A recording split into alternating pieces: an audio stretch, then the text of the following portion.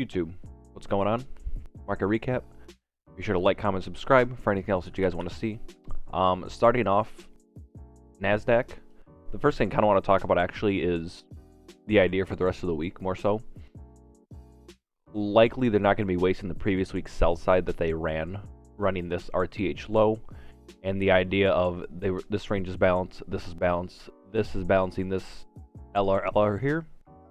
This is kind of coming back to this, and essentially the idea is that they were doing business here, they will do business here again. So it really is, I'm really looking for like some actual true support. Now, as for the actual recap, pretty much played to a plan, almost. I'll give it a real good old college try. So, delivered perfectly, exactly bullish when we were looking for on the report and just the overall day. We talked about it yesterday, things we're looking for, this VIB, and just the overall draw being higher and everything like that. And there was no real reason for anything to come back down here, and it really didn't. So Dixie, especially on the actual retracement, you know, comes down into whatever action was going on here, but nothing actually into this 103A or anything like that. All that range was balanced. No reason to come back for it. That was pretty cool to see. Now, as for indices, same thing. There was really no reason for us to come back to this breaker. I had admittedly thought we could have possibly ran up to this, but we never did. It was really just this 1 hour order block. Traded into London, so by the time you're going to New York, it's likely you'll use that smoke screen to just keep delivering where you need to go. And it ended up running for previous week's low, which is where I kind of did make the mistake. I did not think we'd get that. I kind of thought we would have held around here where we first bottomed out during the actual 9 o'clock candle in terms of the bodies. So that was my mistake there. But even then, as you're trilling through that, remember that a lot of the range that you might have is balanced. You can usually end up just slicing through it once your kind of line in the sand is broken. So really, once this failed, there really wasn't any reason for previous week's low not to occur. And also just the idea of FVG continues and everything like that, because of the drop we did have already from 3 to 8. That was basically a head start for price to keep wanting to move down and get to that objective faster. And then really just remembering to pair the orders, I think, is going to be the most important thing. Because the buy side was clearly offered, but you need to ask where you're going to pair that with. You know, not just, okay, go down to where. And admittedly, something like standard deviations would have got you on the right footing in terms of hitting a 4 low to high standard on the money. And we'll line up with previous week's low, so maybe it's something you need to start doing now that I just did that. But the main thing I want to talk about is actually the order block itself that we were talking about. So we did reach it by all means, and we shot completely through it. And I was talking to one of the people asking about the previous week's low and everything. And even though the fact that it was hit is totally fine, because again, the big thing that, again, if this order block is going to prove that it's real by not allowing any type of candle closure above this level here, it's going to be the same idea. Look for sell side as low as the highest point of where sell side was offered. Again, the highest, you're essentially looking for the lowest point in which the highest amount of sell side was offered. Because you should have sell side delivery back down to your sell side delivery. So if this is truly going to be a rejection block / order block here, we should not be seeing any type of candle closures above it. Same thing with the order block that was here last month. When this huge wick forms, you're looking to see, do the bodies end up not closing above whatever 50% CE, anything like that. So it's the same thing with this. If this order block is going to be real and tangible, it should not have any type of candle closure below it, underneath its mean threshold, all that kind of stuff.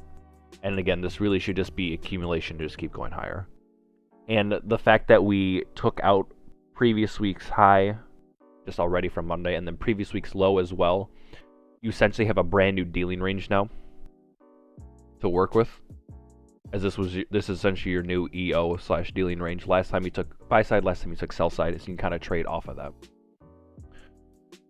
ES itself, the same thing, just closing in this VIB.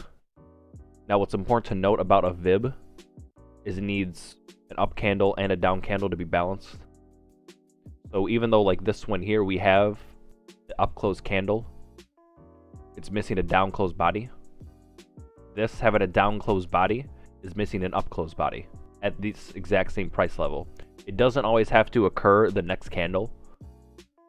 It can be at essentially any moment. But that's the idea, is understanding that that range will likely need to be returned to in a somewhat recent fashion, especially with VIBs. Same thing on like QQQ, when we were here last week and we had a double body down. That means we need to see two bodies up through the same price levels. We get the first one here, and then we end up getting a third candle through. So even more so, you need two more buy bodies. You get the second one here, you're kind of getting the second one here to fix likely whatever this is. But that's the idea of balancing ranges. Once you have one offer, you need to balance it to fix it with the other offer. So it's really the same thing here, where there should be a buy body.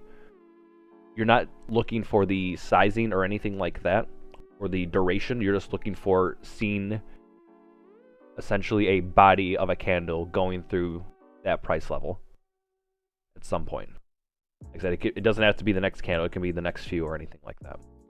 So, and again, on ES, same exact thing. This order block here is what we're looking to see hold. So even though we're trading below it right now, what we want to see is by the time the daily candle closes, in this case, because we're on a daily time frame, do we get any type of down body closures underneath it? If not, it should continue onwards and at least close above it like a rejection block. Like on oil, we're talking about well before, when you're getting no body closures underneath that level, that's basically confirming that your order block / rejection block is real. So this order block preventing any down closed candles or just preventing any body from showing up regardless is telling you that there's a rejection block / order block ideas that you can use there.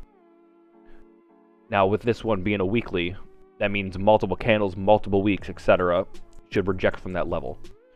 So same thing here, if we're going to be looking at a daily, we should be seeing some type of rejection on that premise.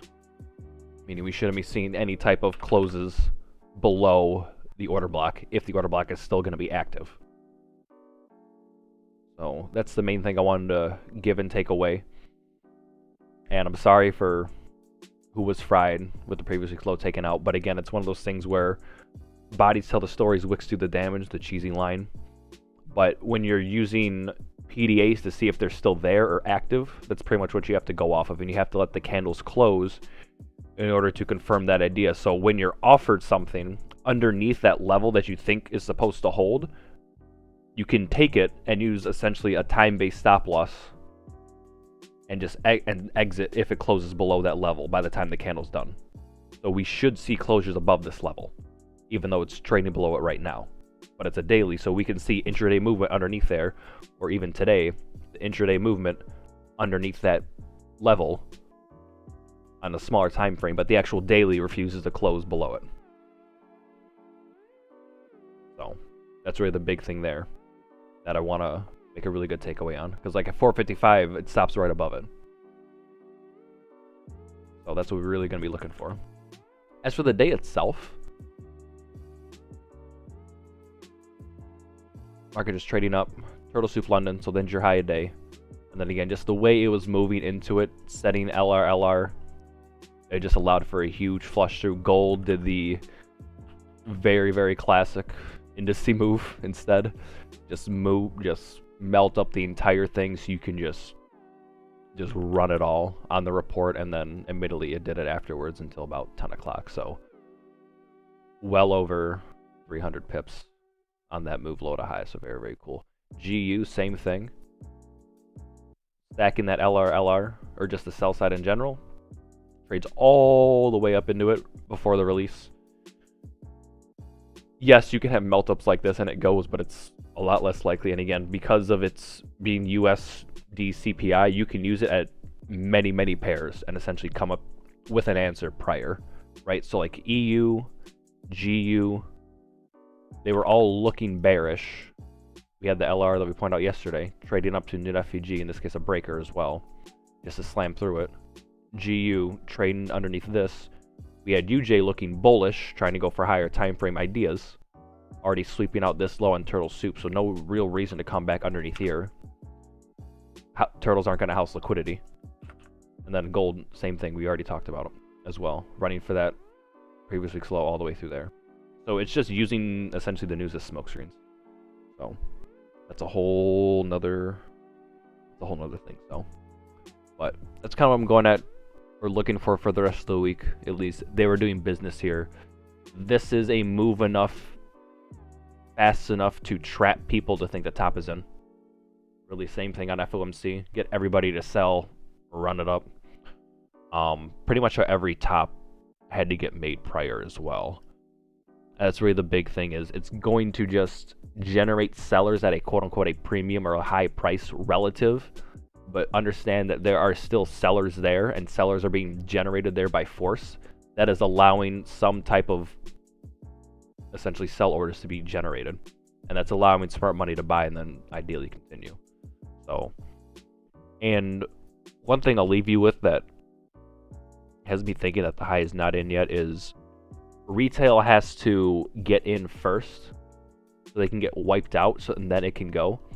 So even though smart money is selling this to the people that are buying this at the high, there's still a lot of people that are short or that will get short afterwards. They can get them out and convert them to their shorts. Then it can make the real move. That's why you always see, a flush move down and then the continuation. The flush move down and the continuation. Admittedly, it's on purpose, though. But I'm just looking for that in essentially a larger time frame picture. So, unfortunately, yes, run this high. But we'll see. But again, something like the daily order block that we were talking about should confirm. And again, running previous week's low like that, much more inclined that this was just a dip buy. Whatever's in here, it'll take longer to get up through this dealing range for sure, but we should see some type of upwards movement regardless. We're not going to see it that fast, though. That's the only thing. So be willing to short AM sessions, reverse PM sessions, sit out of dumps, or look for the dumps as new buying opportunities. And again, the daily order block will confirm that. If this really wants to be the high, well then sure, let's just run it down and do whatever. But for what we have been offered and what we're looking at, and my idea in general still, and my thesis, just keep going, truthfully. So, and again, UVXY, same thing. It running all of this, there's no reason it can't just roll over like it's always been doing. So, watch out for that as well. It inverses the market, so it is a good indicator and everything like that. So, but other than that, yeah, that's pretty much it. I'll see you guys in the next one, and thank you for watching.